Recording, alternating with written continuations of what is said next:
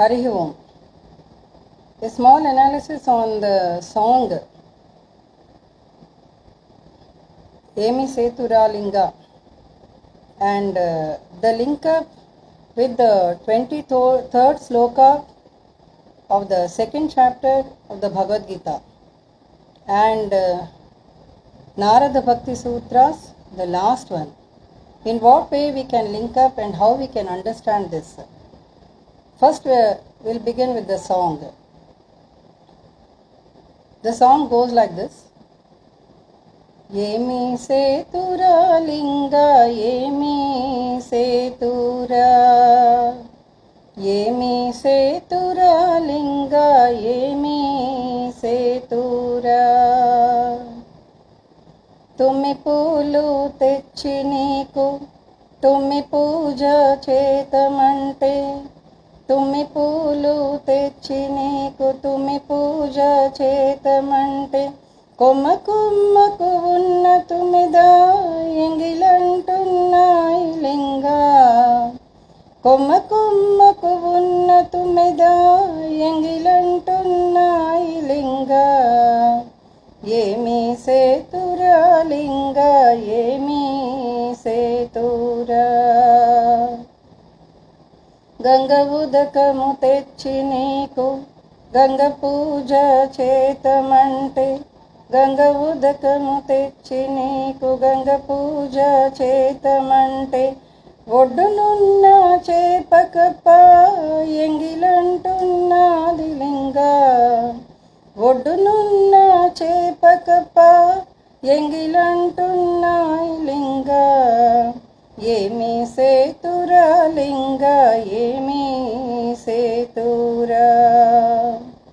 అక్షయావు పాలు తెచ్చి పాల పూజ చేతమంటే. అక్షయావు పాలు తెచ్చి పాల పూజ చేతమంటే. ఒదుగునున్న లేగదూడ ఎంగిలంటున్నది లింగా.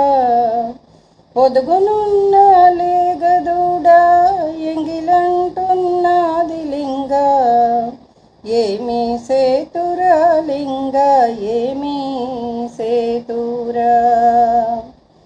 ఏమి సేతురా లింగా, ఏమి సేతురా.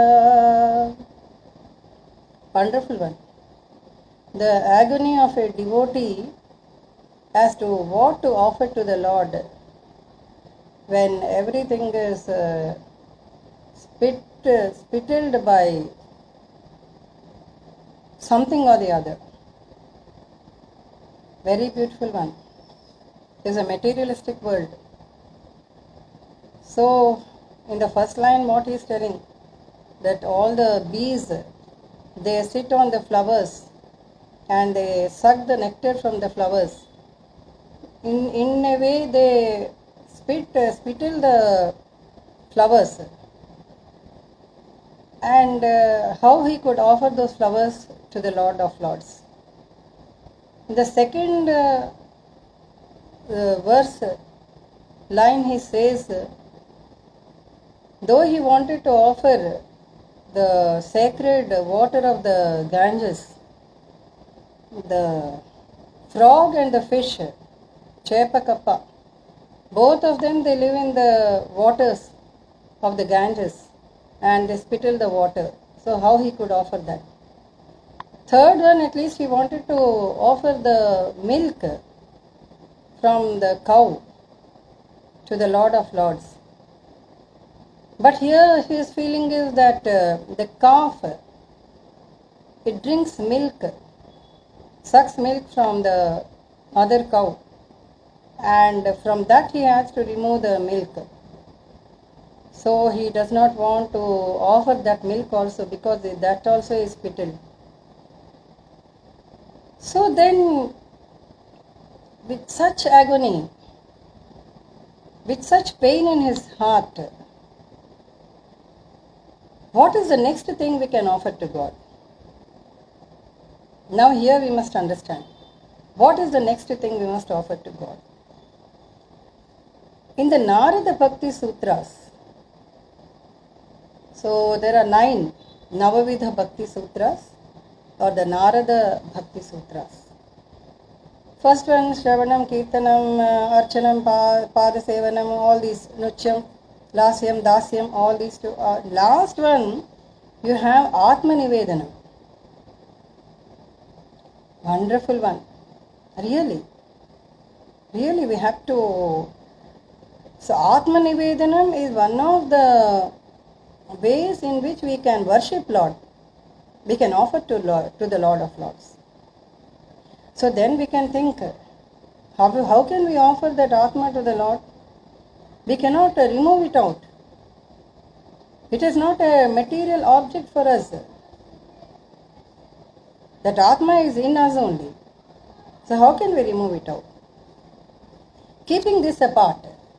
And this Atma, that means indirectly it implies that the Atma is not spittled by anything. The Atma is not touched by anything. So it is ever pious. So now here to link up with the 23rd sloka in the second chapter of the Bhagavad Gita. What did the Lord say?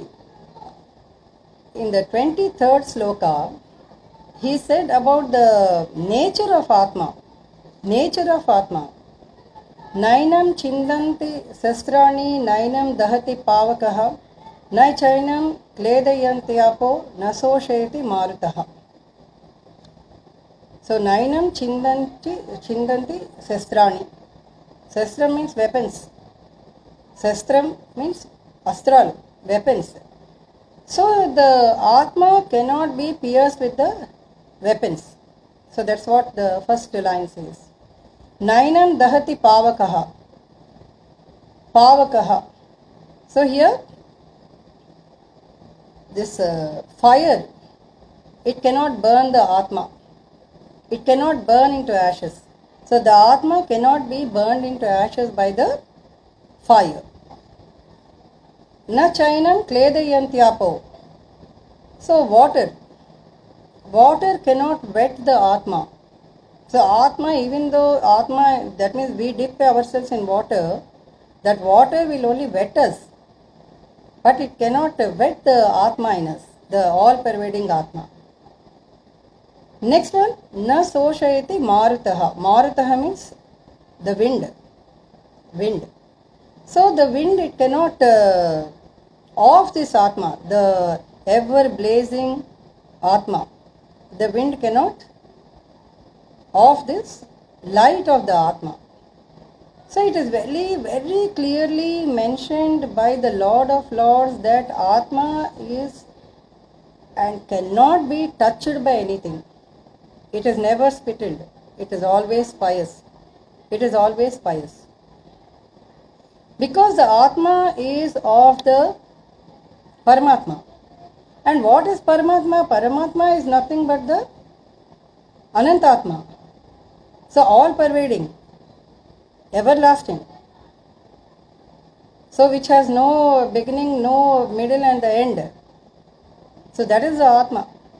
And that Atma is in us, which is ever pervading, everlasting, ever lit, ever shining, ever glowing. So here in the song, when the devotee thought that all these things, the flowers, the milk or the water or fruits or whatever it is, everything is spittled by something or the other. Something or the other. Because there is nothing that is not spittled on this earth.